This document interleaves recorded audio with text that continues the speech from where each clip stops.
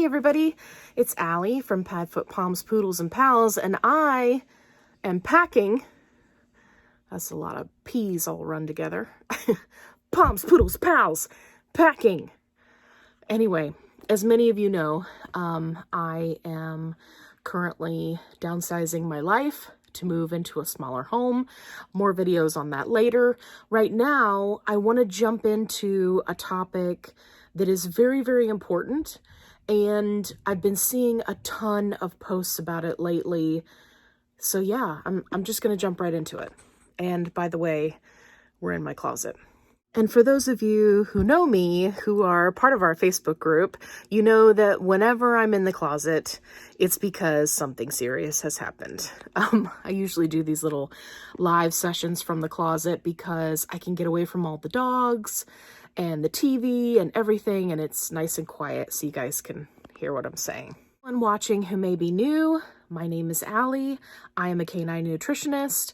I'm also a dog breeder, so I have owned dogs my entire life, been breeding for 10 plus years, and I have a lot of experience with puppies, various breeds, a little bit in the way of training, although I am in no way certified or qualified to offer advice on training, so please just take all of that with a grain of salt.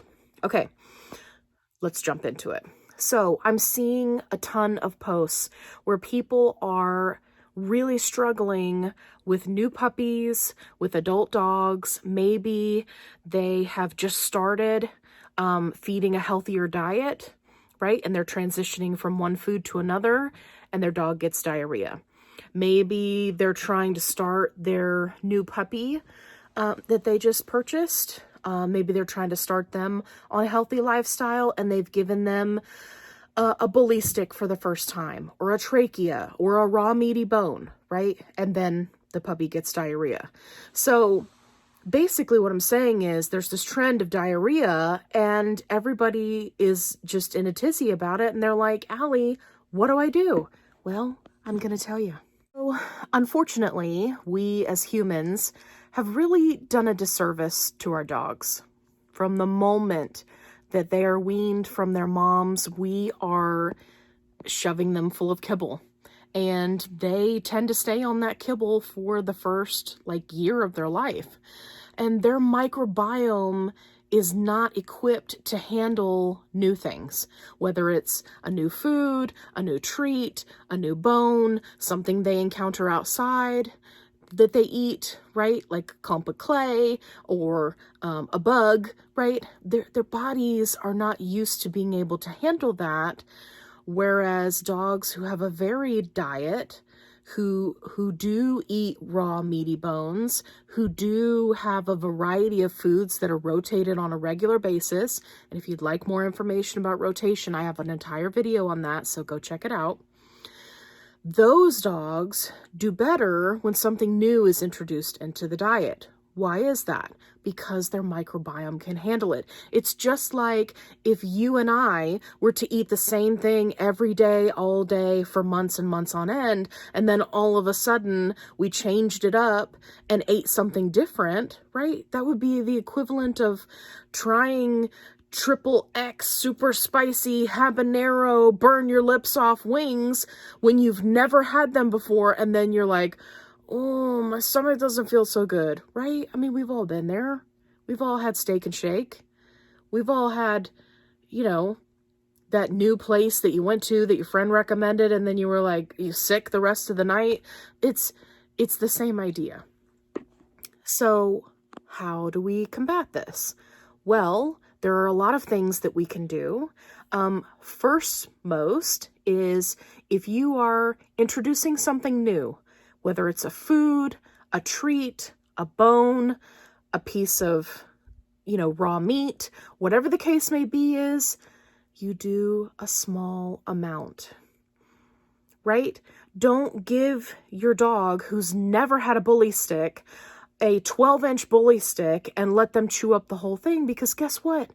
They're going to get diarrhea, right? Whenever you introduce something into the diet, especially for the people who are moving away from these problematic foods with these problematic ingredients to something healthier. When you introduce real protein, real fat, right, and there's this imbalance of meat and calcium, then many times you'll find that these dogs and puppies are suffering with diarrhea because their bodies are just, like I said earlier, not equipped to handle it. So you have to do it in small increments. You have to get them started on it and just slowly build up over time. And that's really going to help them keep from getting diarrhea. Now, what do you do if you gave your dog a raw meaty bone for the first time? You didn't realize that this was going to give them diarrhea. Does that mean you should never give it to them again? No, absolutely not.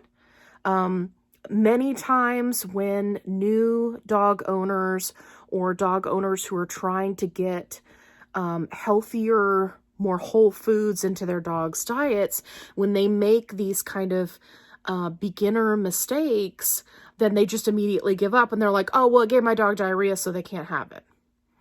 Well, no, there's a little bit of trial and error, because just like you and your digestive system are different than me and my digestive system, right? And we have to account for that in our diets. It's the same way with dogs.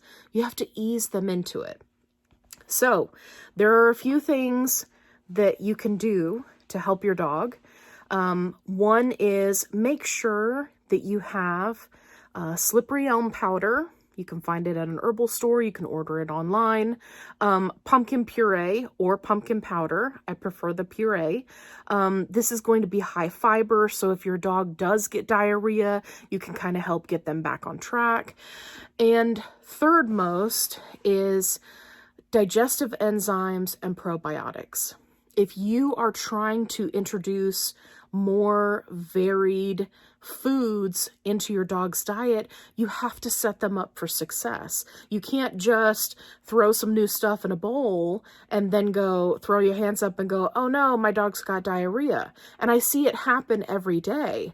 And it's because I feel like vets are not properly assisting these pet parents by telling them, hey, yes, you can transition the food. Here's a guide on how to do that, right? Because some people are just going based off of what it says on the back of a pet food label, which in some cases is okay, but there are some dogs who have more sensitive systems and they need more than just a 7-day transition.